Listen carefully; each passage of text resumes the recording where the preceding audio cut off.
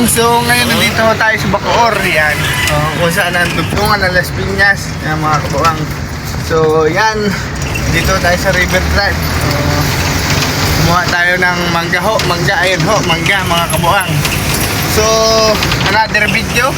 So ngayon na lang uli ako nakapag-vlog kasi medyo busy sa trabaho, pero ngayon, yan, kayang-kaya ko na ho uli mag-vlog ngayon. Medyo naka-recover na ho. Nagsika po tayo, nakabili na ulit tayo ng bagong cellphone pang vlog.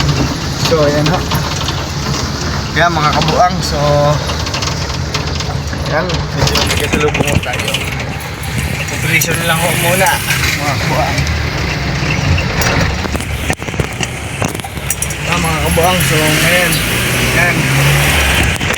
Mga kabuang, so ayan, natay ko yung yan, masarap po talagang bumayahan pag may sunset na ganyan. Hindi naka-sunset, mga kabuang, masarap bumayahe. Nandito kami, ayan, mga kabuang, so yun lang po at maraming salamat at ingat po kayo sa lahat at thank you and God bless to all. Ingat po tayo. Yun lang po at maraming salamat and thank you. God bless.